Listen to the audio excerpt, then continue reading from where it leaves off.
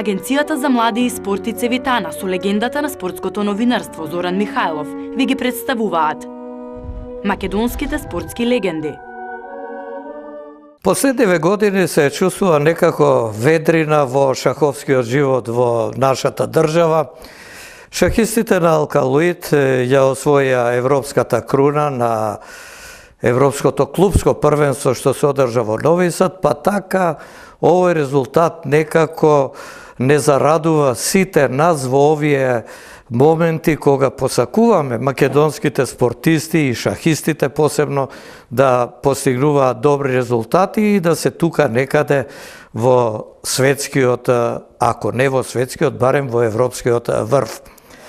Шаховскиот клуб Алкалоид е клуб со богата традиција, низ него минале многу шаховски имиња кои оставиле трага во нашето шаховско живење, па еден од нив е токму и интернационалниот мајстор Никола Димовски, човек кој денеска е активен во клубот, не како играч, туку како еден од главните организатори. За да се постигне еден врвен резултат, знаете, потребна е една навистина спрега од луѓе кои ги познаваат работите и кои може стручно да ја постават таа работа онака како што треба и организацијата да функционира безпрекорно, зашто знаеме со импровизации нема ништо, затоа со една сериозна работа се постигнуваат и сериозни резултати. Никола Димовски е човек кој е долги години присутен во македонскиот шах. Тој беше и шампион на нашата држава два пати, во 1985 и 1991 година. Овие титули му обезбедија, би рекол, и вечно место во аналите на македонскиот шах, бидејќи по години кога некој ќе отвори шаховската историја и кога ќе сака да погледне кои биле нашите шаховски шампиони, ќе го сретне и името на Никола Димовски. Па токму нему му е посветена денешната емисија на македонските спортски легенди. Димовски, добро дојде во емисијата. Драго ми е што ќе разговараме за шахот. Инаку во претходните емисии имав шахисти гости, па еве, ја продолжувам таа низа, затоа што шахот навистина заслужува да најде место во вакви емисии, не само во вакви, туку воопшто дури треба да му се дава и поголем третман на спортските, да не речам шаховските страници, бидејќи во минатото ние велевме спорт и шах, па во Нова Македонија се сеќавам имаше посебно место за шахот и секој оној љубител на древната игра ќе отвореше вестник. Ако го интересира шахот, веднаш ќе го најдеше таму. Денеска потешко некако оди тоа, но со освојувањето на титулата на Алкалоид, еве и честитка за таа титула, некако за шахот почна повеќе да се пишува. Па сега ќе дојдеме и тој момент, можеби најрадосен, најсреќен за целиот клуб Алкалоид и за фирмата Алкалоид, но додека стигнеме до тоа, да ја раскажеме твојата шаховска историја. Па еве, за почетоците. Благодарам за поканата. За почетоците, роден сум во Тетово, само роден, бидејќи живее во Прилеп до 1978 година. Тоа ме интересира, овде пишуваш роден во Тетово, ама вика само роден, а не сум живел. Што е работава? Татко ми во тој момент бил на студии во Скопје, така што мајка ми, за да биде поблиску, била во Тетово, кај неговата сестра, и баш некако се погодило во тие денови да ја дојдам на свето, така што роден сум само во Тетово, додека детството го поминувам до 78 година во Прилеп, после тоа во Скопје и до ден денес. А кога дојде на светот? 1960 година. Да.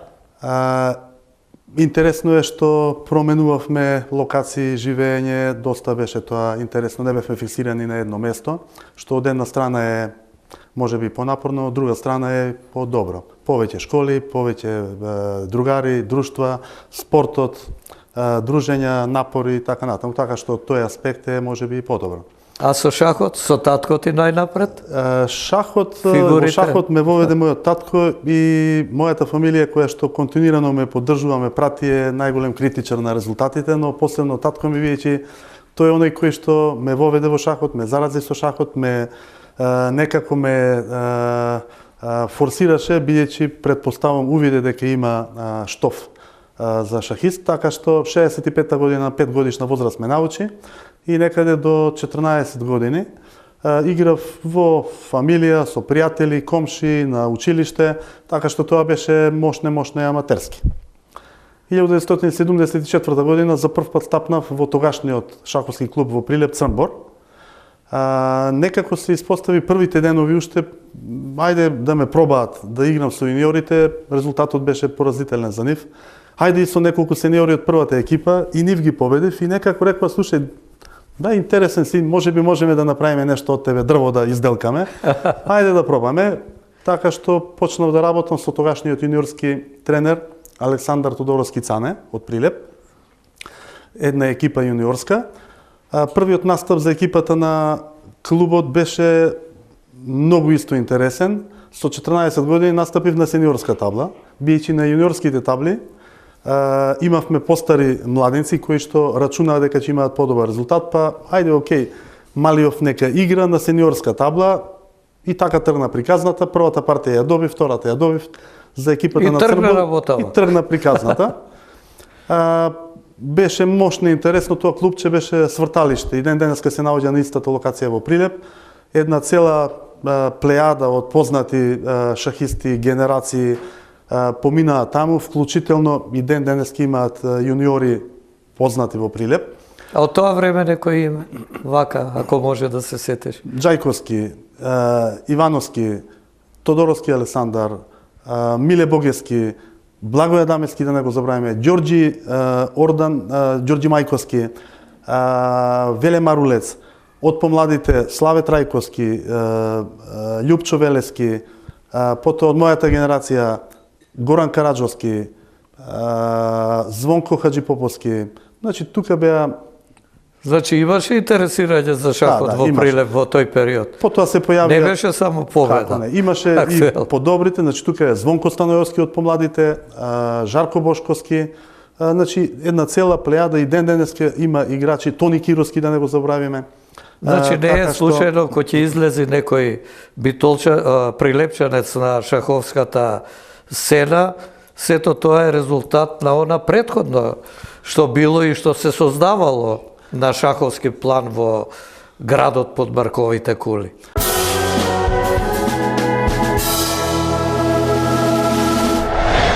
Прилеп беше шаховски центар во еден период и конкуренцијата особено беше помеѓу неколку градови во тоа време, вклучително и Скопје, кој што се разбира беше најсилен. Но конкуренцијата Прилеп беше да се победат скопските екипи, како впрочем и во фудбал или во другите спортови, така да тоа беше некаков лајт мотив. Кариерата тргна некако мощне брзо. Биејќи од 74 година почнав да играм, а веќе 75 година освоив втора категорија. Се организираше турнир, победив на турнирот, бев изненадуван некако во Прилеп, се играш исто во истиот клуб. Потоа неколку јуниорски со тек на време, значи во Прилеп играв од 1974 година до 78 година кога се преселивме во Скопје. Мощна и интересна ситуација беше, мислам дека досега не е повторена. На 17 години бев јуниорски шампион, значи младински шампион на Прилеп и освоив првата категорија. После неколку месеци се одигра сениорското, значи без лимит на години на Прилеп, победив и на него, мощно невообичаено. Значи истовремено јуниорски на 17 години и сениорски првак на градот. И тука некаде заврши приказната, иако размислувањата беа дали што, како се преселивме во Скопје. Во Скопје кога дојдов и на студии и да живееме тука, бијќи мојата фамилија се пресели и заради сестра ми и заради мене, бијќи студиравме на факултет и јас почнав со студиите тогаш. На кој факултет? Електротехнички факултет. Да. Некако ме влечеше математиката, бијќи математика, физика, подоцна и информатика беа гранките кои што ме влече и во кој што одеше по натамошниот развој, биејќи на математика и надпревари и логика, шахот е познат по тоа дека логиката ја развои и веројатно и тоа имаше свој удел. Веќе во 78 година се префрли прифатив поканата на шаховскиот клуб на Алкалоид, премина во шаховскиот клуб на Алкалоид и таму повторно некакви чудни работи, изненадувања. Прв турнир играм на отворено првенство на Алкалоид, на кое што игра неколку шампиони на Македонија, ја победувам. Непознато име доаѓа од Прилеп, младинец кој што игра на младинска табла. И веднаш станува звезда шаховска. Станува мајсторски кандидат. Веќе вториот турнир полуфинале за пласма на првенство на Македонија, исто го делам првото место. Македонска лига најдобар резултат, на куп на Македонија исто со екипата на Алкалоид одлично пласирани. На поединечното првенство на Македонија во јули 1979 година повторно доаѓам како некој кој што направил неколку резултати. До тогаш можеби ќе има, можеби ќе нема. Се пласирав на делба на четврто место. Победи тогаш Софрески, втор беше Васовски Николче, трето, четврто и пето делевме со Душко Давчевски и Стевче Георгиевски. Најдобрите мајсторски кандидати од сите републики од тогашна СФР Југославија стекнуваа право да играат на најсилниот турнир на мајсторски кандидати во Југославија, кој што беше на едно место. Се одржа 79 година некаде во декември. Се одигра во Хан Пјесак во Босна и Херцеговина, а од Македонија бевме тројката најдобро пласирани: Душко Давчевски, Николче Васовски и јас. Интересна беше догодовштина што до Хан Пјесак стигнавме преку Љубљана.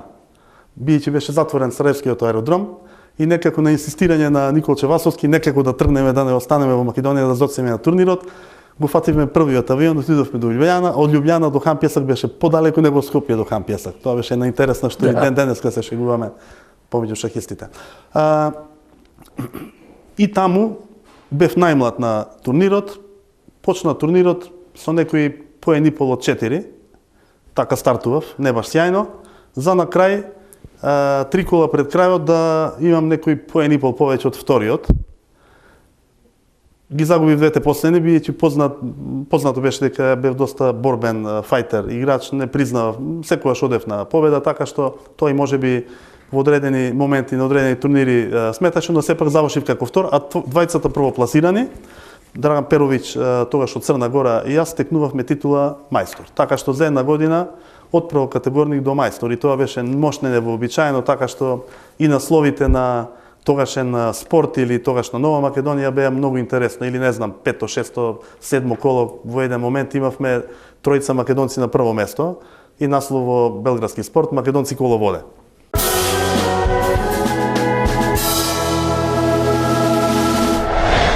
Ко спомена Алкалоид, па бидејќи ти како да си вграден во тој шаховски клуб, би ме интересирало во моментов, а и за гледачите да кажеме кога почна да функционира Алкалоид и ми се чини дека тогашниот директор Трајче Мукаетов имаше разбирање за спорт и тој реши во еден период, само не знам точно која година беше таа, ти дали може да се сетиш, кога беше формиран клубот кој денеска стигна и до овие европски височини.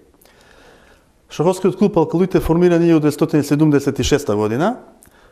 Иницијална каписла гостувањето на тогашниот светски шампион Анатоли Карпов во Алкалоид и симултанката. Формирањето започнува најпрво како клуб од еден од неколкупите во фирмата, значи спортски клубови, стрелачки, шаховски, како фабрички клуб, без некакви посебни амбиции. Но веќе тогашниот генерален директор Трајче Мукаетов, имајќи ги предвид неговите амбиции, иначе тој е и основоположник и на службата за информатичка технологија и телекомуникации која воспоставува во фирмата. Да. Некако амбициите полека ги подигнува се повеќе и повеќе, така што обичен фабрички првата амбиција беше пласирање во Македонската лига, да се освои шампионската титула, пласман во втора лига, тогашна бивша Југословенска, имавме две втори лиги, Исток и Запад. Потоа следна цел беше освојување на втора лига и пласман во тогашна прва лига, најјаките клубови тогашни во СФР Југославија. Таа остана неостварена бијќи Последната година, пред распадот на Југославија, Алкалоид до предпоследно коло беше на водечката позиција на втора лига, последно коло загубивме и ја испуштивме, и ако имаш уште 1-2 години, веројатно ќе се пласиравме и во првата лига, но сепак тој план некако, тој 5-годишен план, ми се чини на третата година валда беше прекинат од виша сила надворешна заради распадот на Југославија.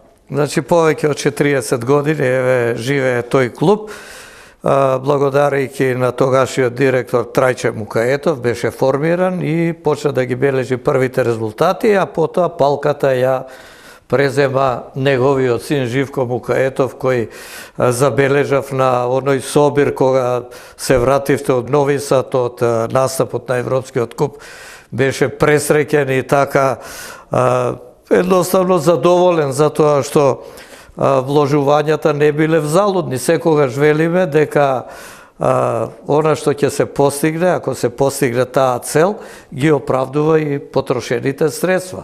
Така што не треба да се жали за ништо. И Алкалоид, на вистина, со она што го постигна, направи голема работа за афирмација не само на македонскиот шах, туку воопшто на нашата држава. Сега одиме потаму со твојата кариера.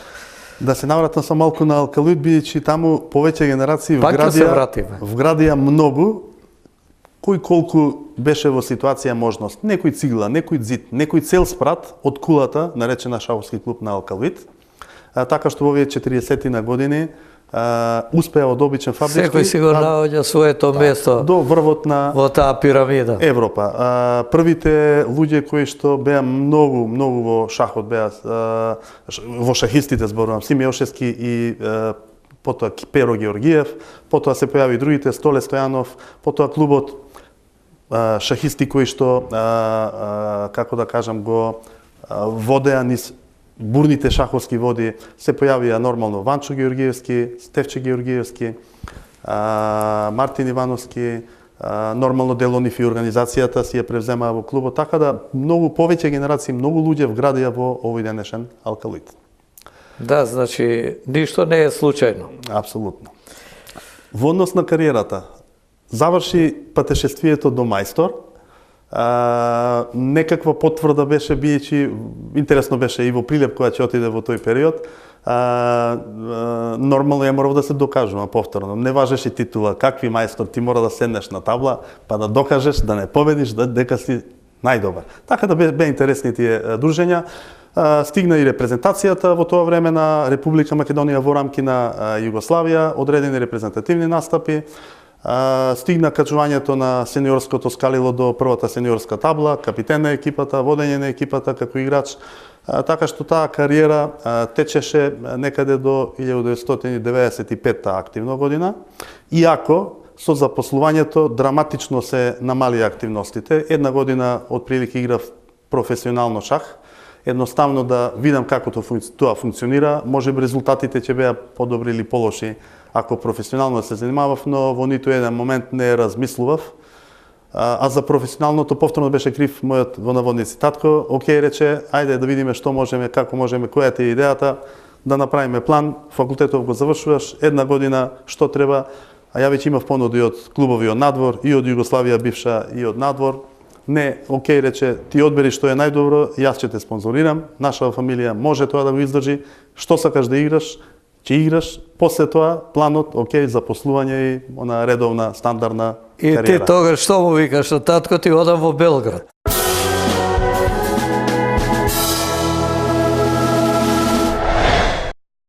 Па после повеќе го стоеше и тоа, значи да се преселам од неколку, 3 клубови имав понуди во тоа време од Србија, подоцна од Швајцарија дојде понуда со некакви дополнителни услови и така натаму, сепак шахот не е на високо платени професии, но сепак беше интересно.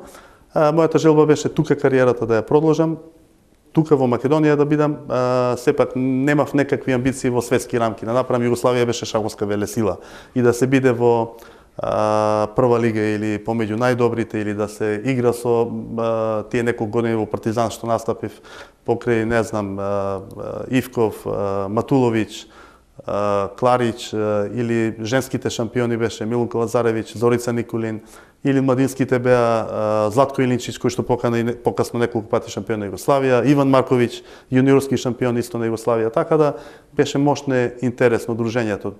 И тоа беа златни години веројатно и на југословенскиот шах, биејќи Колку време беше во Белград во Партизан? 3 години, 86 до 88. И од тој период да ни одделиш нешто, еве ги спомна имињата, навистина звучни шаховски имиња сите, а кога ќе се земе предвид дека тие беа членови на репрезентацијата на Југославија, а кога ќе се земе предвид па дека Југославија од секоја олимпијада или светско првенство се враќаше со медали, тоа убаво зборува каков бил квалитетот на шахот во тој период во поранешната држава и посебно во Белград, па и Партизан во клубот каде што ти членуваше. Партизан беше мощно интересно и од аспект на дружење и од аспект на усовршување, биејќи некако бев задложен за анализа и на крајот за подготовка при партиите, како најмлад, еден од најмладите во екипата и кога имаше прекинати партии, повторно за анализа помош и на другите играчи. Дружењето со Милан Матуловиќ, велеместорот кој што беше во свое време најсилен играч вон тогашниот Советски сојуз и еден од најдобрите 5 во светот, беше вака мощна и интересна шанса, прилика и тоа пријателство траеше со години. Мислам траеше и пред Партизан. И нормално и во тек на Партизан. Интересно беше што кога имаше прекинати или анализи, доктор Матулјко, како што популарно го викавме, ќе дојдеше, ќе ми кажеше Димче, моето партизанско име беше Димче, во Партизан ми го на Димакот, од Димовски Димче. Никола Потешко беше. Да, Никола Потешко, имаше и други, така да Димче, остави ти то, да ја и ти да изаđемо да прошетаме мало, да се дружиме, остави ти те анализе, припреми и така дали, ајде мало да ја и ти. Така да беа интересни дружењата. А ти па сериозно имаш сватено работава, сакаш да помогнеш максимално во клубот си, а Матулјко ти вика, ај малку да прошетаме и така. И дружењето со тогашни најдобри имиња и прваци на Југославија, пример Николич, кој што беше неколкократен шампион на Југославија, првак,